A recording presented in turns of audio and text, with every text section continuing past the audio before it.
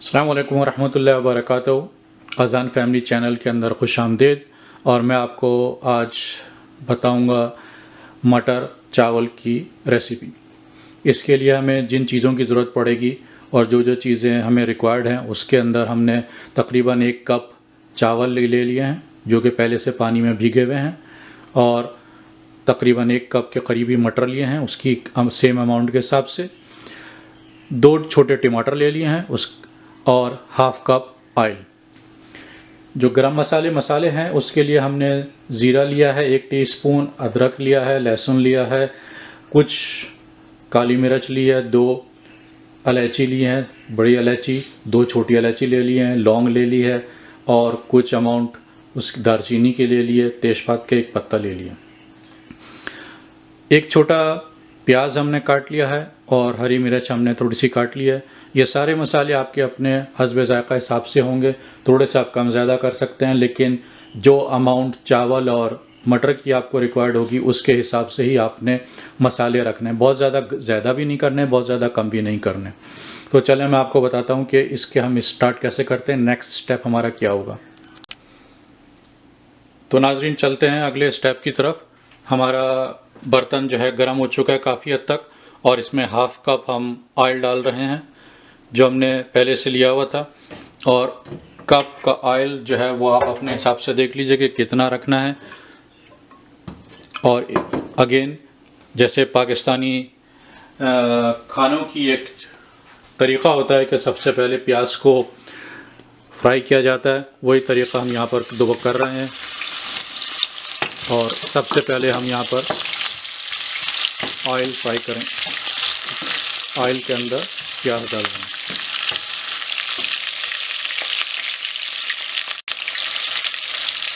तो नाज़रीन अगला स्टेप हमारा जो है वो ऑयल के अंदर प्याज फ्राई करने का है। पाकिस्तानी खानों की तरीक़ा यही होता है कि सबसे पहले स्टेप जो होता है वो प्याज को फ्राई किया जा रहा होता है। तो हर मर्द की दवा सल्ले अला, आपने काम यही करना है। जब भी किसी भी किस्म की कोई चीज़ पाकिस्तानी खाना बना रहे हो तो सबसे पहले आप प्याज फ्राई कर लें। प्याज ऑलरेडी फ्राई हुए भुने हुए भी आ रहे होते हैं, वो डाल लीजिए, लेकिन वो डालते ही जो है उसका टेस्ट ख़राब हो जाता है। लिहाजा बेहतर ये होता है कि ताज़ा प्याज लेकर उसको फ्राई कर लिया जाए। तो इस वक्त हमने प्याज इसमें डाल दिए हैं और फ्राई कर रहे हैं मीडियम आंच। पहले तो ऑयल बहुत ज़्यादा तेज़ हो तो अच्छी चीज़ होती है, क्योंकि प्याज फ़ौरन डलते ही उसके अंदर एकदम फ्राई हो जाता है। अगर आप हल्का रखेंगे तो वो बहुत देर में होगा और वो प्याज बहुत नरम पड़ जाएगा। उसके साथ साथ मैं इसके अंदर जो हमारे दूसरी चीज़ें थी जैसे अदरक, लहसुन और ज़ीरा, बाकी चीज़ें थी वो सारी मैं एक साथ ही इसमें डाल रहा हूँ।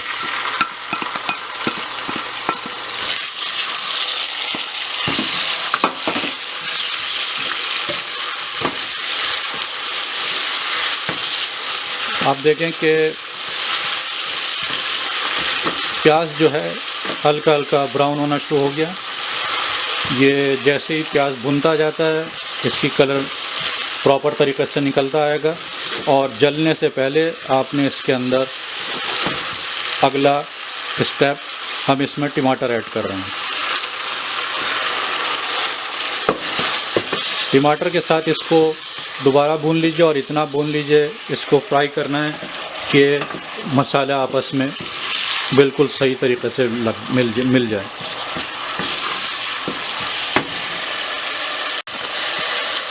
तो नाज़रीन ये हमारा मसाला तकरीबन बन के तैयार हुआ है इस वक्त, और इसके अंदर हम राइट अवे जो है मटर डाल रहे हैं।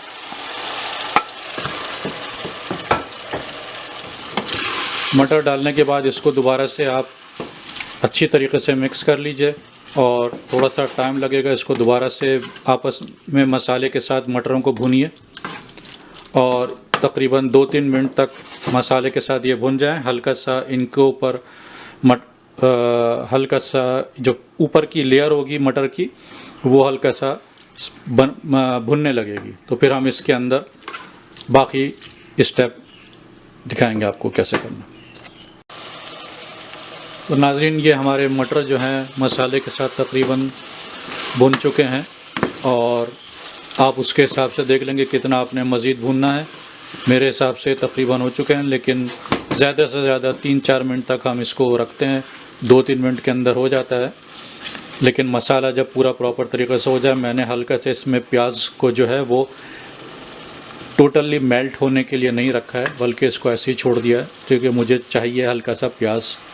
तो ये होगा। इसके अंदर हमारे पास ये भुन चुका है। अब हम इसमें थोड़ा सा 1 कप के करीब पानी मिला रहे हैं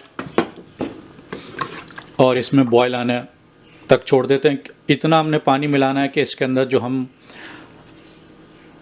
चावल डालेंगे वो इसकी टोटली डूबे हुए हों, इसके अंदर आ जाएं। तो उतना पानी डाला हुआ है मैंने हिसाब से, और जब ये तकरीबन बॉयल हो जाएगा फिर इसके अंदर चावल डाल देंगे। पानी डालने के बाद इसको हम बॉयलिंग के लिए थोड़ा छोड़ रहे हैं और इसको तकरीबन 2 से 3 मिनट या 5 मिनट जितने के अंदर इसके अंदर बॉयल आ जाएगा, फिर हम इसके अंदर चावल ऐड करेंगे। नाज़रीन, ये हमारे मटर मसाला जो बॉयल करने के लिए हमने रखा था अच्छा खासा बॉयलिंग पॉइंट के ऊपर आ चुका है, बॉयल हो रहा है। हम इसके अंदर बाकी चावल ऐड कर देते हैं जो रहते,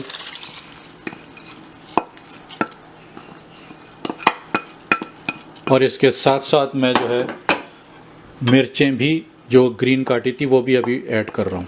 अगर शुरू में डाल देता तो ये बिल्कुल मेल्ट हो जाती और नहीं मिलती, और अगर आखिरी में डालूंगा तो वो हरी रहेगी, उसमें कच्चापन रहेगा।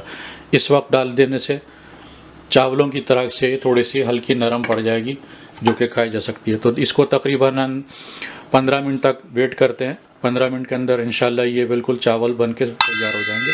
हम इसको ढक देते हैं, और ढकने का तरीक़ा इसके अंदर फ़िलहाल मैं वेट कर रहा हूँ कि पहले एक प्रॉपर तरीके से बॉयल आ जाए इसके अंदर, और उसके बाद फिर हम कपड़ा रख के जो एक नॉर्मल तरीक़ा होता है फिर हम इसमें वेट करेंगे। तो नाज़रीन, हमारे आलू मटर काफ़ी हद तक बन चुके हैं। अब इनको सिर्फ हल्का सा दम के ऊपर रखना है। तो उसके लिए हम क्या करते हैं कि सबसे पहले एक कपड़ा लगाते हैं जो कि एक नॉर्मल तरीक़ा है ताकि दम सही तरीके से आ सके। पानी इसमें हल्का हल्का सा मौजूद है। जब बिल्कुल पकने के करीब हो जाता है तो इसके ऊपर कपड़ा लगा के बंद करते हैं। हम मिलते हैं जब तक अगले 5 से 10 मिनट के बाद कि चावल बिल्कुल सही कंडीशन में आ जाते हैं। तो नाज़रीन, ये हमारे